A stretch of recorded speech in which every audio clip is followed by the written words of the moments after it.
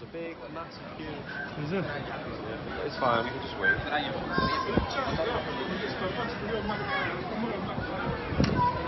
So I am about to try the drink of doom. First time? First time. You've never had IcedCoffee before? I don't like coffee, so I've never tried it, but imagine if after this I tried it and I really liked it. I'll buy it all the time, even when it's snowing outside. Do you want me to explain what we're about to do?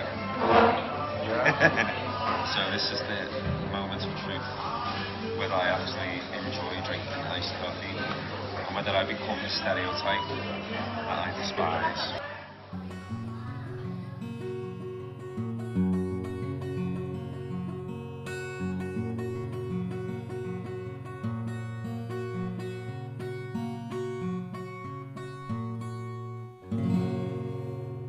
I've always been a gamer, so I liked video games. Not so much as I got a bit older, but still quite a bit.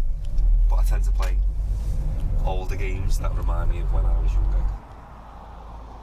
I know a very small number of close friends. I have lots of like acquaintances or fringe friends is what my mum always calls them. People I have that I can go out with if I need to. But I've got like a small number of really close friends, and that's the way I like it. I consider myself very loyal to them friends. I've been cutting Tom's hair for many years, so I've gotten to know him on a personal level. One day during a conversation about my films, he told me he had an idea for me, from which I found out he was gay. Of course I don't have a problem with his sexuality. Why would I care about that? He's a good person and that's what matters the most. To me, being gay is just one tiny little part of me. It's nothing more or less. It's just happens to be who I find attractive.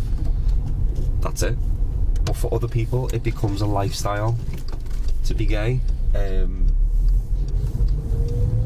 it can make you feel quite secluded or excluded if you don't conform to those norms.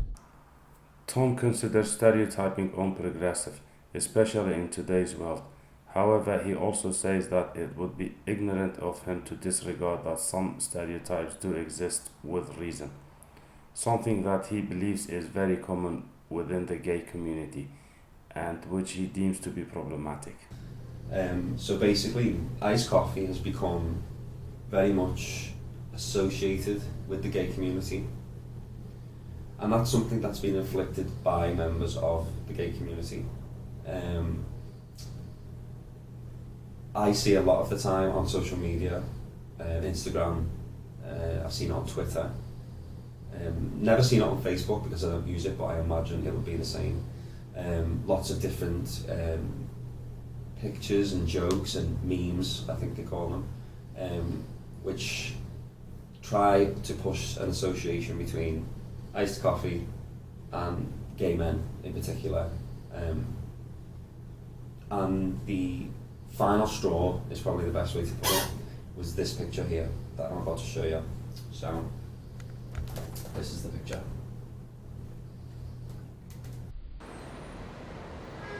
So obviously the joke was that regardless of the fact that the temperature was well below freezing, not even that will stop a gay guy from drinking a really cold drink, which from the outside looking in, from a outsider's perspective, probably doesn't seem like something to be upset by. But for me, this is one of many stereotypes I see being pushed, so to speak, by other gay people. And a lot of these stereotypes are not how I would like myself to be portrayed. I'm sure I'm not alone. I hope I'm not alone. I feel like society as a whole is trying to move away from generalisation. So I don't understand why it's acceptable for people within a particular minority to generalise about themselves. I feel like it just makes it okay for other people to do so, and sometimes they do so with less light-hearted stereotypes. One such stereotype Tom has mentioned to me on several occasions is promiscuity. He says that casual sex with numerous partners is considered very common amongst gay men, a generalization he has experienced firsthand on many occasions.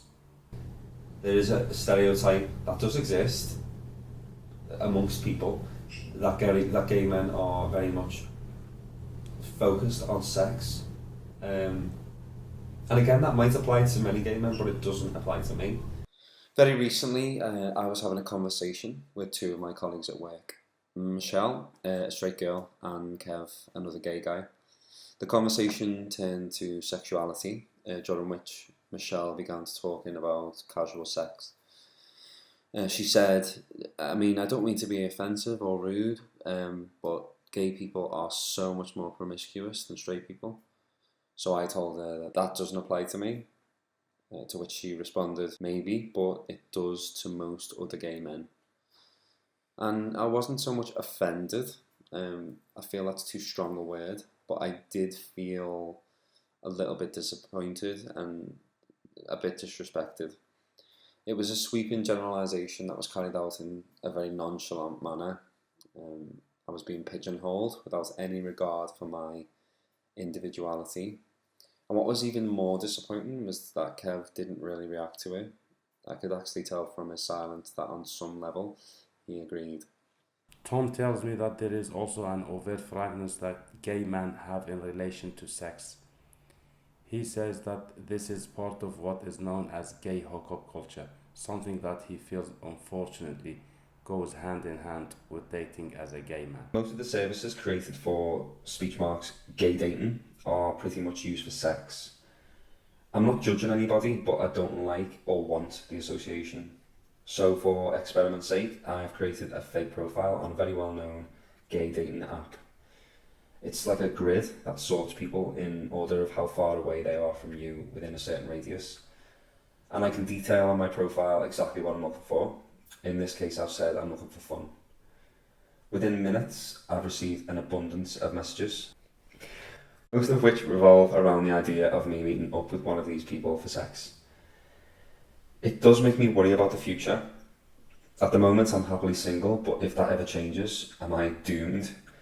There's an emptiness to the whole thing that actually scares me a little bit. Am I the only gay man out there that doesn't feel like this, that doesn't really like to be so frank about sex? I think it's good to be open about sex, but I think there's a fine line, and I think some people cross that line far too often. He says that his inability to relate to much of it often leaves him feeling like an outsider, and that other gay people can consider his distaste for much of gay culture offensive. He says that whilst the recent Me Too movement has been beneficial for helping victims find a voice, it also has its downsides, providing a platform that he feels is very often abused, usually via social media. Big reactions to different types of prejudice, they've always been around, but I don't remember them ever being as severe or as highlighted as they are now, probably due to social media. It gives people a voice, it gives everyone a voice, and everyone has their right to an opinion, but some people abuse that right, and because we live in a climate where people are so worried about offending all the time, as soon as someone claims to be offended, the rest of us have to kind of go like, okay, I'm sorry. We don't stop and go, well no, hang on a minute. Why are they offended? Did I intend to offend that person? Have I said something inappropriate, or have they just interpreted that as something that's inappropriate? Liberal people tend to have views. They're very, very, very, very, very open and vocal about these views. It's plastered all across the internet. They think everyone else thinks exactly the same, and that anyone who doesn't should, and if they don't, they should be condemned for that, really condemned, like torn apart, condemned. You don't really tend to see a mass amount of conservative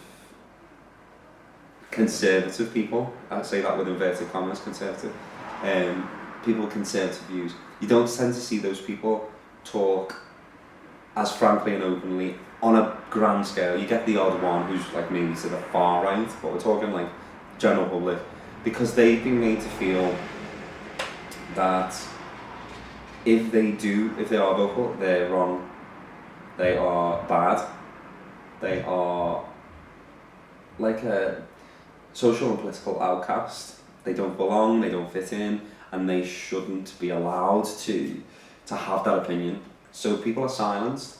However, what I tend to see, the trend I tend to see, is that the conservative voters or the people who to the right who vote tend to have there's more of them than the left want to believe, and it's shown in elections and referendum statistics. We've got Donald Trump in power, he's a Republican. We've got Conservatives in power who've been in power for many years in the UK now. We have Brexit, and in all those circumstances, the left, the people who I spoke to were completely convinced that would never happen. My political beliefs sway from left to right depending on the subject. I try to be as open-minded as possible because there are so many different kinds of people in this world, and so it would be restrictive of me to be otherwise. But I don't see why I shouldn't be allowed to be honest about my beliefs, my likes and my interests without worrying that someone will become distant or angry with me. What's so bad about being traditional? Should I really feel shut out because I don't follow the masses in my community? Every now and again I meet other gay people who, for the most part, think along the same lines as me, or who are willing to accept that it's okay to have different thoughts on things without clashing or arguing, which gives me a glimmer of hope for the future.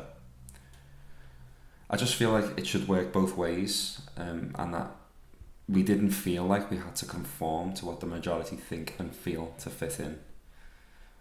Maybe one day we'll reach a point where people can live together regardless of our differences, because despite what many may have you believe, I think we have a long way to go before that day.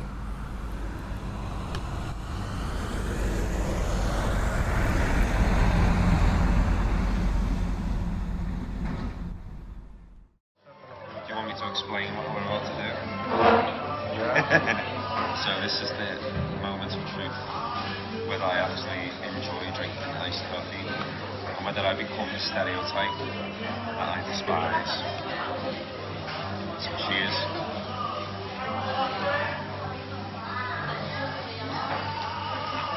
Absolutely disgusting.